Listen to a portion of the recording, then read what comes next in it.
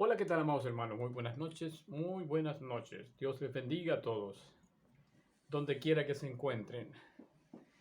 Amados hermanos, ahora quiero mostrarles a través del preterismo cronológico. Preterismo cronológico. Quiero mostrarles cómo fue el último tiempo para los israelitas. El tiempo del fin anunciado por los profetas de Israel. El fin del reino judío. El fin del reino de Israel, terrenal, para dar inicio a un reino que ahora es gigantesco y se llama el reino de Dios. Es el reino de Dios que vino con Jesucristo, el que le puso fin al reino judío terrenal, porque era la forma como poder ser eterno. ¿Mm? El reino de Israel tenía que ser eterno. Y la única forma de que algo sea eterno es que primero pase por aquí, por la tierra, se cree, se forma, madura, como cualquier fruta, y cae del árbol y se convierte después en un delicioso y agradable alimento. En este caso, como si fuese la comida de Dios. ¿Eh? Recuerden que Dios dijo, oh, qué fruto más dulce el de la higuera, vayan a buscar más. Y fueron los empleados, ¿no es cierto?, a buscar frutos de la higuera. Y no había nada. Estaba seca la higuera. ¿Qué dijo el Señor? Maldiga la higuera. ¿No es cierto? Córtenla y échenle el fuego. Cuando el hombre no daba fruto, eso es lo que esperaba, o se esperaba eso, de que la ira de Dios dijera, todos al fuego. Pero Dios envió a su Hijo para salvar al hombre y darle un tiempo de gracia. Y el tiempo de gracia es precisamente lo que hay desde este dibujito que tengo yo en celeste hacia adelante en el mundo entero. Es decir, que vamos a hablar de lo que hubo antes de que viniera Jesucristo como el Salvador del mundo, que nos dio la oportunidad a todos los hombres que hay después de Cristo a poder ser salvos de la muerte, porque había sentencia de muerte por no dar frutos esta tierra para Dios. Más ahora con Cristo Jesús, dice la Escritura, que Jesucristo logró lo que quería. Permitió un cambio de vida en el ser humano, salvando a lo que se había perdido. ¿Cómo salvó a lo que se había perdido? ¿Y quiénes eran los que se había perdido? Pues toda la raza judía muestra que el hombre se estaba perdiendo. No solamente los israelitas, sino todos los hombres del mundo hasta ese entonces se estaban perdiendo. Y Cristo Jesús vino para salvar lo que se había perdido. Viniendo a los israelitas, a los que estaban bajo la ley de Moisés, y que por causa de la violación a los mandamientos no tenían vida. Así que Dios vino para quitar. La única forma que podía permitir Dios que el hombre no cayera más en pecado es quitar la ley.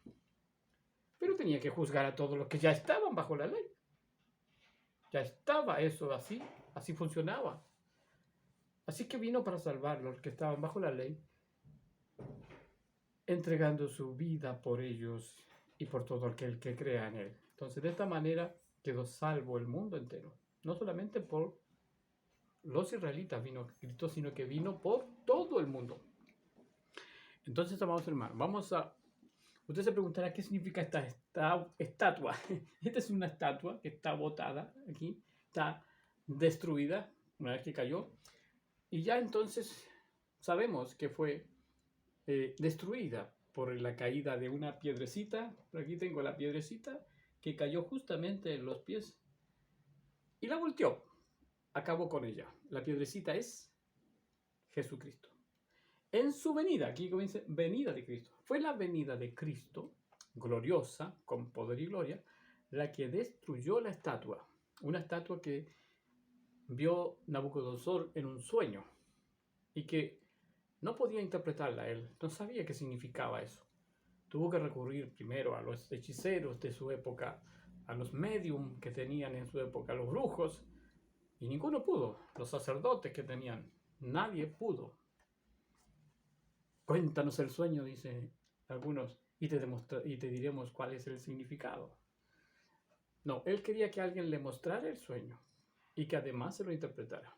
Por eso recurrió a un profeta de Dios, del pueblo de Israel, que era Daniel. Daniel tenía otros amigos en ese tiempo, Sadrach, Mesach y Abednego. Bueno, esos son los nombres que aparecen en la Biblia de Reina Valera. Entonces, amados hermanos, voy a mostrarles los últimos días desde el capítulo 2 de Daniel, el libro de Daniel, profeta de Dios. Entonces, ese capítulo 2 es el que relata el sueño que tuvo Nabucodonosor, donde se le muestra una estatua. Y la estatua significaba que desde ese momento en que existe Daniel con el rey Nabucodonosor, que es en el año 605 aproximadamente, puede haber sido antes, después, pero es aproximadamente porque ahí estuvo reinando Nabucodonosor. Y su imperio reinó hasta el año 539, acercándose hacia Cristo. Aquí no, aquí los años van siendo menores, acercándose a Cristo. Entonces, del 605 al 539, porque en el año 539 entraron los medo-persas. Entonces, Ciro, que era un rey medo, había vencido a los persas, unieron. Entonces, ahora los medo-persas entraron en el año 539 y se apoderaron de Babilonia. Y eso representaba la cabeza. Entonces, la primera parte que yo tengo aquí aproximando esta línea a la cabeza, eso era el imperio babilónico. Después vino el imperio medo-persa, y entonces ese dura hasta el año 331, cuando Alejandro Magno, que era griego, venció al imperio persa. Entonces, aquí en el 331, el rey aparece en las profecías de Daniel, que están más adelante, después de este capítulo 2, en el capítulo 6, 7, por ahí en el capítulo 10. Dice que Alejandro Magno duró poquito tiempo. Tuvo una visión Daniel y vio un macho cabrío que tenía un solo cuerno, que peleaba con un carnero que tenía dos cuernos. Entonces le dice ahí en el sueño que el carnero era los medo-persas y el macho cabrío representaba a Grecia y su cuerno era un solo rey, que era el rey Alejandro Magno. Pero ¿qué pasó? El macho cabrío venció a los medo-persas, pero duró poquito su reinado. Entonces dice que se le quebró en la visión de Daniel, se le quebró ese cuerno y en su lugar salieron cuatro cuernos pequeños. Lo que significaba eso era que dentro del imperio griego, después de la muerte de Alejandro Magno, vendrían 4 dinastías o 4 pequeños reinos que formaban el imperio griego y que se lo dividirían entre ellos. Pero el más fuerte iba a ser el de uno de los egipcios, el imperio, podríamos decir, un reino pequeño, que fue Antíoco IV, pero su reino se llamaba los Seleucidas. Entonces, eso fue aproximadamente en el año 166, cuando reinó en Siria Antíoco IV, en Siria, no en Egipto. Entonces, allí, este Antíoco IV llegó hasta la tierra de Jerusalén y estuvo en Jerusalén 3 años y medio, y ahí se produce una profecía que tiene mucho que ver con el libro de Apocalipsis, porque ese Antíoco IV fue el anticristo mostrado por Dios en esa etapa de la historia. Es decir, lo que hizo Antíoco IV es lo que iba a ser otro anticristo que vendría en el Imperio Romano. Pero a este lo muestra el Señor como una figura del otro. Por eso lo muestra como un cuerno pequeño dentro de la historia ahí en el Imperio griego. Antíoco IV entonces entró a Jerusalén y cuenta Macabeos, el libro de Macabeos que está en la Biblia católica, cuenta de que este hombre era tan malo que tenía odio contra los judíos y a los varones los castró. mire lo que hizo, los castró a los judíos para que no se reprodujeran. Entonces, eso provocó la ira de Dios y Dios le envió a este rey Antíoco IV una enfermedad justamente en sus testículos, y entonces comenzaron a podrirse los testículos a este varón Antíoco IV, al rey de Siria, por haber hecho eso contra los hijos del Dios viviente que estaban en Jerusalén. Y entonces dice que la hediondez que salía de sus testículos era tan fuerte, dice Macabeos, de que ni siquiera sus guardias podían acercarse, sino que se retiraban de él porque era muy hediondo el olor, ¿sí? Bueno, este rey clamó a Dios, se arrepintió de haber hecho lo que hizo con los israelitas, con los judíos. Clamó a Dios, pero Dios no lo escuchó. No lo escuchó, obviamente. Él prometía, decía, ¿qué no haría para volver a la vida a los que había dado muerte? Pero no podía hacerlo, ya había asesinado a muchos israelitas y ya había hecho lo que había hecho. Entonces Dios simplemente lo castigó. ¿Y cuál fue su castigo? Dice que le mandó esta enfermedad y murió a los 3 años y medio después que estuvo en Jerusalén. Entonces, ¿qué pasó? Que este varón fue echado al abismo. Fue echado al abismo como si fuese un demonio. Entonces, la relación que tiene este anticristo con el libro de Apocalipsis es que en el libro de Apocalipsis el que iba a entrar en los días de los romanos iba a tener una especie de posesión diabólica por un espíritu que se le metería a él, y él haría las mismas cosas que Antíoco IV. Entonces, en el capítulo 17 de Apocalipsis le dice el ángel a Juan, le dice que la bestia que era antes, pero que en ese momento no está, luego será. Y estaba en el abismo y vendría del abismo y se metería una especie de encarnación, ¿no es cierto? Se metería en ese rey romano que le tocó el turno de entrar a Jerusalén para hacer la devastación y traer la desolación, ¿no es cierto?, que está escrita en los otros capítulos de Daniel sobre la ciudad de Jerusalén. Entonces, cuando hablamos del anticristo, aquella bestia que se levanta en los días de Jesús, en los días de los apóstoles, cuando hablamos de la bestia que hace guerra contra los corderos, ¿no es cierto?, contra los dos testigos que son Israel y Judá, contra Israel, tenemos que entender que antes había ocurrido en el reino griego con un malvado, que antes había ocurrido algo y que había sido castigado echándolo al abismo, pero se levantaría desde el abismo y en los días de Roma se metería en uno de los reyes de Roma, de Jerusalén. Y de eso vamos a hablar también, cuáles son los reyes que tuvo Roma en la ciudad de Jerusalén. Y uno de ellos es el que siente que algo se apodera de él, dado un poder por Satanás, dice también la escritura en Apocalipsis, como que Satanás hace esta intervención, este poder, le cede este poder, porque tenía que cumplirse la palabra de Dios. Israel tenía que caer definitivamente una vez que se cumpliera el tiempo que se le dio a estos 4 reinos gentiles.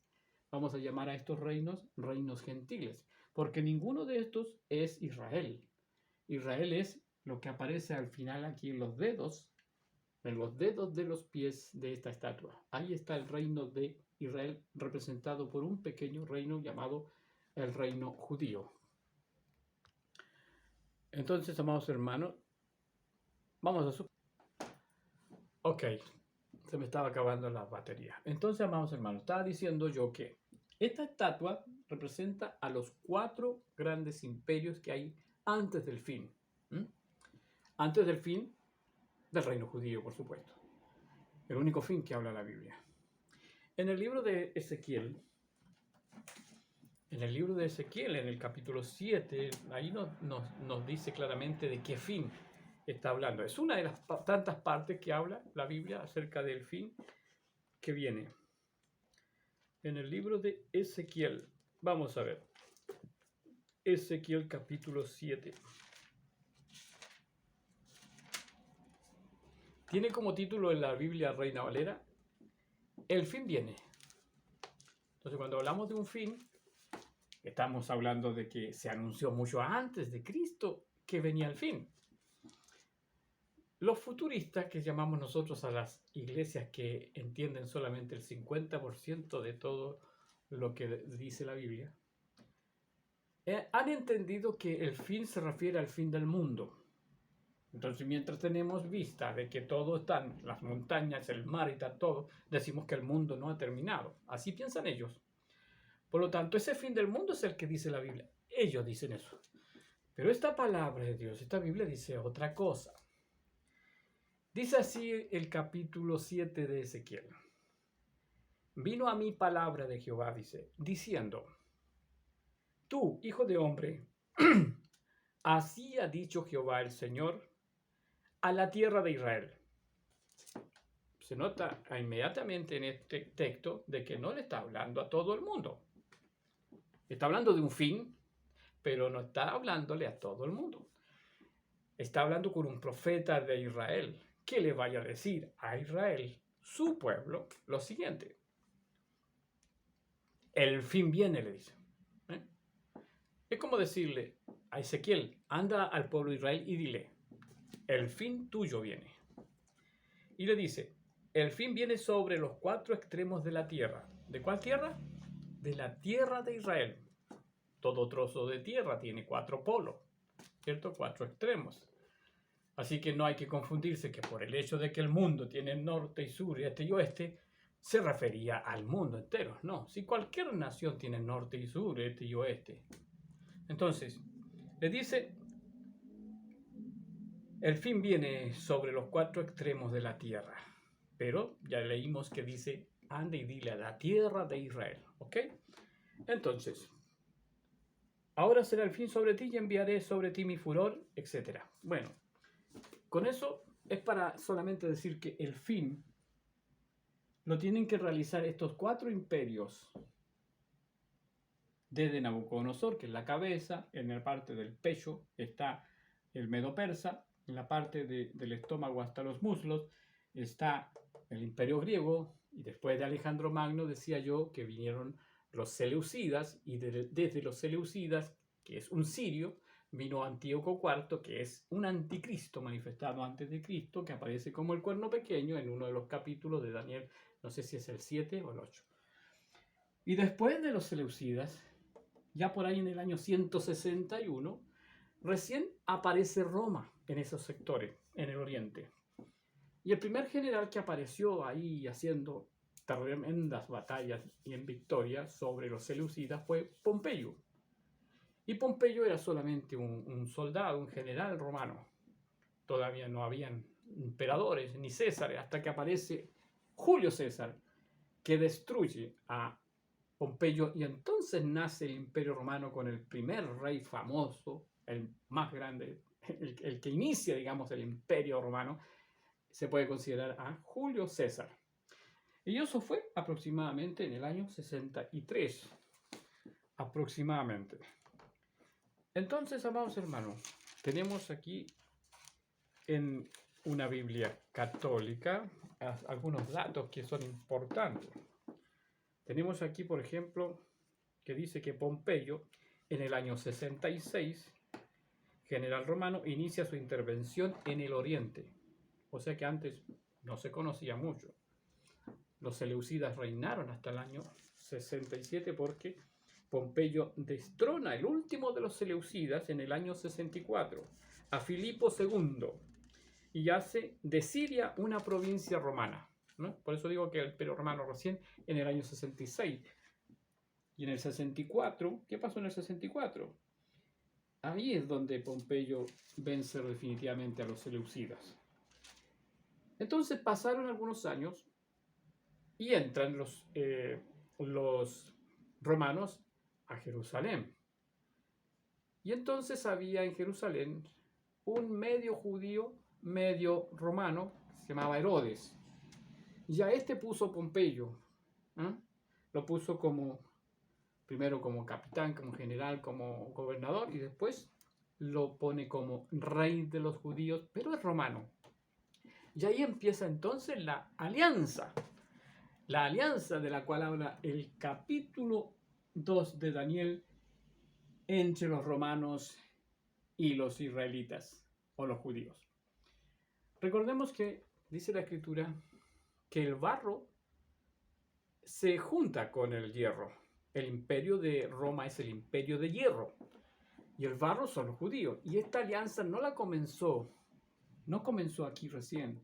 Ya había una alianza. Y ahí tenemos que ir un poquito, retroceder un poquito a los días en que existía Macabeos, Judas Macabeo, que es el que escribe los libros de Primera y Segunda de Macabeo en la Biblia católica.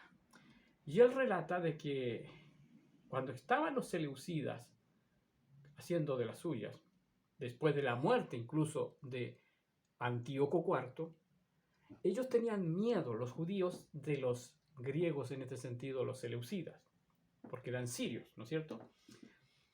Y entonces ya se venía conociendo la fama de los romanos, que venían desde el otro lado del Mediterráneo, venían creciendo hacia el oriente, venían con mucho poder, habían pasado por España, habían vencido a muchos otros reinos y ya eran populares y famosos. Se les tenía temor también. Y claro, Dios había profetizado un último reino poderoso, más que todos los anteriores, el Imperio Romano. Entonces Judas dijo, vamos a pedirle a los romanos que sean nuestros socios. ¿Cómo se dice? Cuando una especie de alianza. Entonces le dice, envía unos delegados que vayan a Roma a ofrecerse a los judíos como socios, ¿no es cierto? Como aliados de ellos, de los romanos. Estaremos con ustedes, los apoyaremos en todo lo que ustedes hagan, siempre y cuando ustedes nos defiendan de los griegos, de los seleucidas. Esa fue la alianza que se hizo, y dice ahí en el libro Macabeo que se hicieron unas placas de bronce y se pusieron en la plaza de Roma y la plaza de Jerusalén diciendo, estos son nuestros aliados, los romanos. Eso está escrito aquí en el libro capítulo 2 de Daniel, que esa alianza se haría y después se casarían entre judíos con romanos. Y entonces cuando Pompeyo pone a Herodes, ya Herodes tenía cierta familia romana, era judío, medio judío, y también se había casado con, ¿cómo se llama? Una mujer romana. Entonces ya eran ciudadanos romanos. Y entonces ahí comienza a gestarse los reyes de los judíos que tienen que ver con Apocalipsis capítulo 17, amados hermanos. Cuando usted lea, aleluya. Cuando usted lea el capítulo 17, usted verá que dice allí que la bestia tiene 7 cabezas y 10 cuernos, y la bestia es el imperio romano. Las 7 cabezas son 7 reyes de Roma puestos en Jerusalén. Y eso es la descendencia del primer Herodes, es decir, sus hijos, más él, suman 5 en total los herodianos. 6 con Agripa II. Son 6 de la familia de los Herodes. Y el ángel le dice a Juan en el capítulo 17, de estos 5 ya están muertos. Entonces ahí usted se puede ubicar si te hacen la pregunta, ¿cuándo fue escrito el Apocalipsis? Pues ahí te está diciendo el ángel a Juan, le está diciendo, mira, de los reyes que representan las cabezas que tiene la bestia, eso es como decir, de los reyes que tiene Roma en Jerusalén, 5 ya están muertos, son los herodianos. Herodes el Grande, Antipa, Filipo, Arquelao, Agripa I y 5. Y el que está reinando, le dice ahora, es el 6º. Ese es Agripa II. Entonces, Agripa II recibió el reino de su anterior, del Agripa I, en el año 43. Entonces es lógico que el libro de Apocalipsis se le está mostrando a Juan en el año 43 y adelante, hacia el 50. Pero en ningún caso al 50. Porque en el año 50, Agripa II fue sacado del reino de Judá, de la capital. Y aparecieron otros tipos de gobernadores allí. Procuradores se llamaban. desde el año 50. No había rey entonces en Judá entre el 50 hasta el 70, hasta que entró Vespasiano, hasta el 67, digamos, hasta que entró Vespasiano. Entonces, cuando entró Vespasiano en el año 67 con su hijo Tito, él como general de ejército que viene de Roma, él es el considerado por la escritura como el séptimo rey, porque el sexto duró hasta el 50, pero recibió su reino en el 43. El sexto es Agripa II. Y entonces, Agripa II viene junto con Vespasiano, dice la escritura a través de un libro que cuenta Josefo. Dice que entre los 10 reyes que se reunieron por ahí antes de llegar a Jerusalén con Vespasiano, o sea que Vespasiano se ayudó de 10 reyes, de 10 países que estaban siempre enemigos de Israel, para venir a atacar Jerusalén. Y entre esos venía Agripa II, que había reinado entonces del 43 al 50, y que pertenecía a ese grupo de 7 reyes que forman las 7 cabezas de la bestia. ¿Lo entienden? Y la bestia tenía además 10 cuernos. Y esos 10 cuernos ya no son judíos. Esos son los 10 emperadores romanos. Es decir, a partir, como dije antes, desde Julio César. Julio César es el primer rey del Imperio Romano. Por lo tanto, hay que contar 10 en adelante. Y entonces, si usted cuenta los 10 primeros Césares y cuenta los 7 desde Herodes hasta Vespasiano, va a tener la coincidencia de que la escritura se cumple en ellos. ¿Por qué? Porque el 10º rey de Roma es Vespasiano. El 7º rey de los judíos en la ciudad de Jerusalén, puestos por el Imperio Romano, es Vespasiano. Aleluya.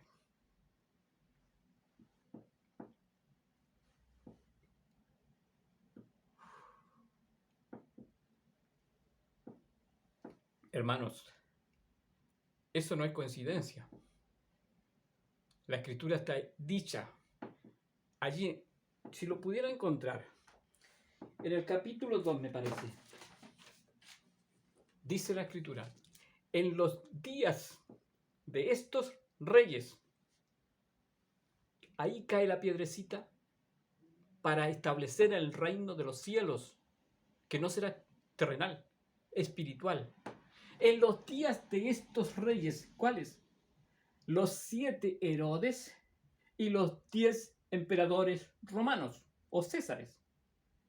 En esos días, cuando coincidan este número 10 y número 7, ahí cae la piedrecita que es la venida de Cristo Jesús. La segunda para nosotros, los que estamos después de Cristo, porque los de antes de Cristo nunca sabían de que habían 2.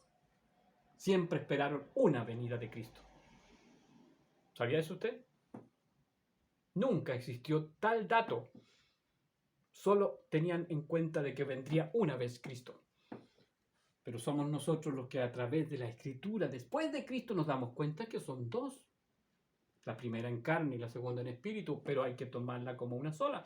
Y entonces aquí cae la piedrecita en los pies de esta estatua. Es decir, porque la historia coincide ahí, que los 10 dedos son 10 reyes romanos.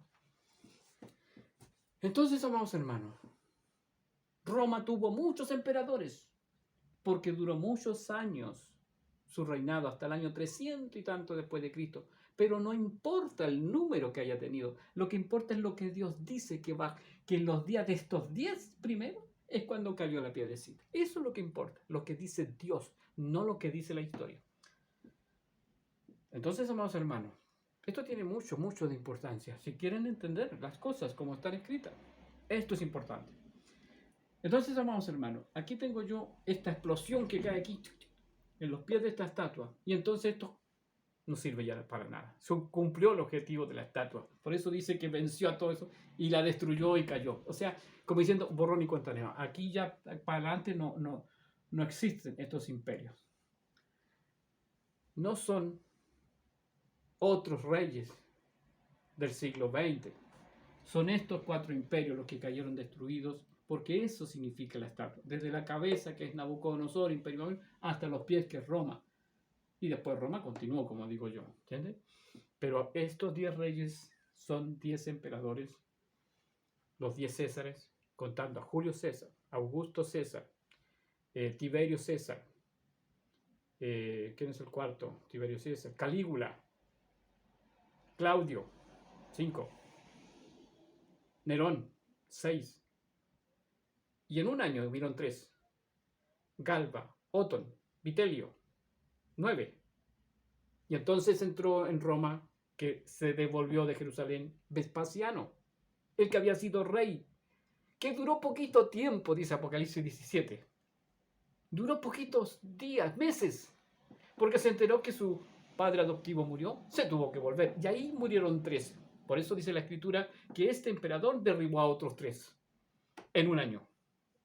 Entonces, amados hermanos, cuando llegó Vespasiano a Roma, ya habían muerto 3 que intentaron gobernar después de Nerón, el padre de Vespasiano. Pero todo estaba escrito por el Dios. De modo que Vespasiano, el mismo que había entrado a la ciudad de Jerusalén para destruirla, fue el emperador. Entonces, ¿qué pasó? Que el hijo Tito quedó para cumplir lo que su padre había ido a hacer a Jerusalén. Por eso dice Apocalipsis que una bestia le hace imagen a la otra. Claro, si eran un mismo padre e hijo, los dos entraron juntos a Jerusalén. Entonces, amados hermanos, allí en uno de ellos, entró esa bestia que había sido anticristo en los días de los griegos, que había sido echado al abismo y que en los últimos días sale y se mete para hacer, por medio de uno de estos dos, Tito en este caso, cumplir con la matanza de judíos, que era el día de la venganza de Jehová sobre el pueblo de Israel, que le había dado muerte a sus profetas y que incluso dijeron a todo el pueblo: crucifíquenlo, crucifíquenlo. Israelitas, sacerdotes, Anás, Caifás y muchos otros estaban ahí en el año 70 pagando por sus pecados, por todo lo que hicieron contra los profetas que envió Jesucristo sobre ellos. Entonces, amados hermanos, espero que este video les haya servido. Son datos que estoy dando, ¿no es cierto? Gran revelación acerca de lo que es el último tiempo, que nunca ha estado en el siglo XXI. El último tiempo está ahí. Todo lo que venía diciéndose por los profetas y por lo que decía la ley, llegó hasta Juan. Porque el siguiente, que es Jesucristo, cumplió toda la escritura. Por eso llega la ley de los profetas hasta Juan. Porque el siguiente, que es Jesucristo, le puso fin a toda la escritura. En solamente 40 años. Y dentro de los 40 años, 7 años que son la semana 70 dividido en 2 partes, separada por 33. 7 más 33, 40 años. Dios les bendiga y hasta la próxima, amados hermanos. Amén.